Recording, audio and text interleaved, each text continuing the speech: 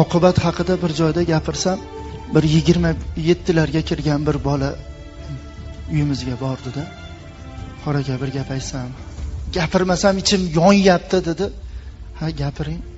Men 25 ga kirganimda bir kasalga uchradim. Rak. 3 oy onkologическийda yotdim. 1-2 ximiya nur berishdi. Tuzalmadim, oldiga jicha ham yurmadi. Keyingisida 6 oy yotdim.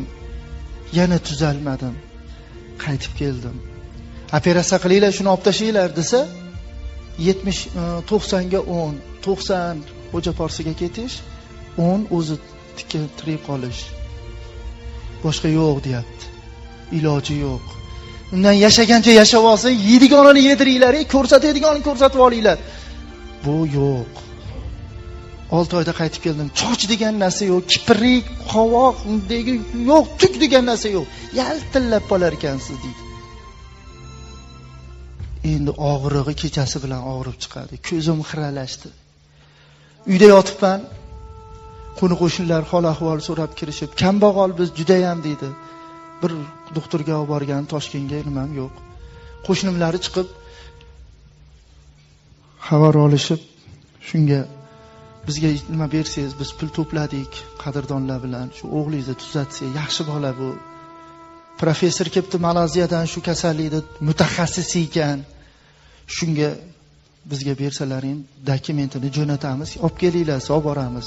Pulidan tash tortmanglar deydi. Dadam olib chiqib berdilar. 3 soatda yugurib kirdida, xursandchilik. Ha, qanaqa xursandchilik? 70 ga 30 ekan, olib kelaveringlar, operatsiya qilsa bo'lar ekan. Umid bor ekan dedi. Lekin pul yo'q. Hali qo'shnilarning nimasi bilan, sa'yi harakati bilan dadam ham biz bora olmaymiz o'g'lim. Siz o'zingiz o'sha yerda operatsiya bo'lib, nima qilib kelavering. Aytga borsangiz rasxod, bizni qurbimiz yetmaydi shunga.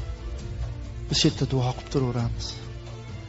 Olib ketishdi, olib borib bansaga qo'yishdi. 2 kun tekshirib, qonimni yo'q, hamma yo'g'imni moslab operatsiyaga soat 4 da dedi, narkozga olib kiramiz. O'zingizga qiladigan ishlaringizni qilib nima qilib turavering. Dunyo shunaqa ham chiroylimi deyapti-da. Ko'rib maza qilib, tomosha qilib to'ymayapman. Havo shunaqa ham shirinmiki deydi. Hozir operatsiyaga kiraman, chiqmayman-u, shu to'yib nafas olsam deyapman-u, nafasam to'liq kirmayapti-da deydi. Shunda soatga qarab yotibman, eshik tiqillab qoldi. Eshik ochildi. Bitta xalat kiygan bir odam ko'rindi. Ko'zim yaxshi olmayapti. Yaqinimga keluvdik-ku, amakim ekan. Amakim ham o'zimizga o'xshagan bitta kambag'al, lekin kelibdi deydi.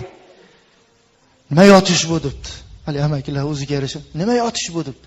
Tur debdi. Amaki, men bunaqa tur deyapman senga. Amaki, shu tayyorgarlik ko'rib, hozir nima qilib qo'yishgan, qimirlash nima emas. Hozir qachon operatsiya? 2 soatda. Qo'ltiqlarda jay namoz olib borgan ekanlar. Shunday qiblaga soldilarda 2 rakat namoz o'qib, dodib yig'layapti. Ey Xudo, shu yoshga kirib men namoz qazo qilmaganman. Shu yoshga kirib men aroq ichmaganman. Agar shularda seni huzuringda qabul bo'lgan bo'lsa, so'rayman, shu umid bilan keldi shu jiyanim, noumid qo'yma, sog'ib ketaylik, tuzattirib olib ketaylik. Agar sen bir narsa bo'ladigan bo'lsa, boshimni ko'tarmayman deb dodib yig'layaptilar. Menga ham yig'i kelyapti. Ko'zimni qirida qarasam, yelkalari qimirlab yig'layaptilar-da. Shunaqa yolvoryaptilar.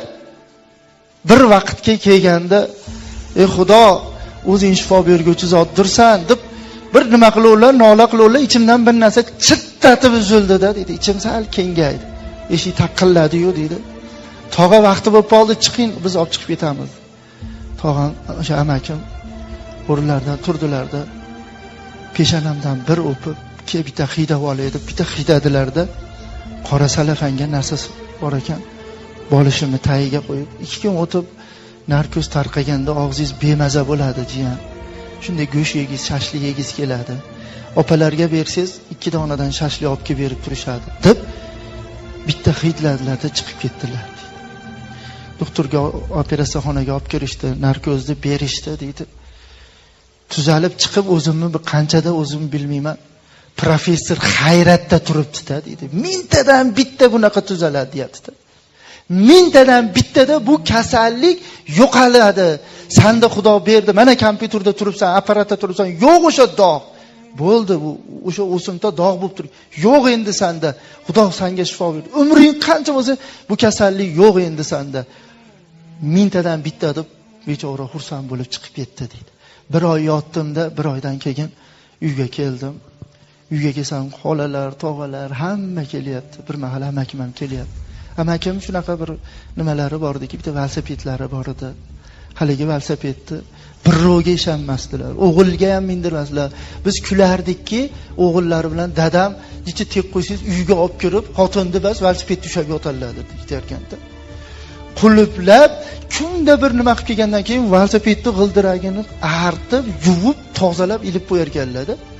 Shunaqa ehtiyot qilar ekanlar-da. Piyoda kelyaptilar-da. Dada, amakim piyoda kelyaptilarmi? Amakini bilasan-ku, necha ishkali bor. Ishkalni ko'p qiladi. Bir nima qilgan bo'lsa, velosipedini berib yuboribdi shekilli-da. Deyaptilar-ku, ish ko'nglim ishonmayapti. Ayamdan, dada, endi amakingiz shuni bordi o'shancha. Akam kelib, akamdan so'ra, aka, nima bo'ldi desam, sizni doktorga ko'rgani, borgani, velosipedini sotib bordi-da. Yo'l kirasiga qilib, qolganini sizga tashab ketdi-da. Qarang. Qasd qildim domla, agar Xudo menga shifo berib, hunarimni nima qilsam, birinchi topgan pulimga velosiped olib beraman. Mana 2 yil bo'lyapti. Tuzaldim, pul topdim. Yangi germanskiy velosiped. Hozir sizni bu suhbatingizdan keyin dedi, men qasd qildim dedi. Matiz olib beraman Xudo xolasa. Chunki amakimdaqa yaxshi inson yo'q dedi.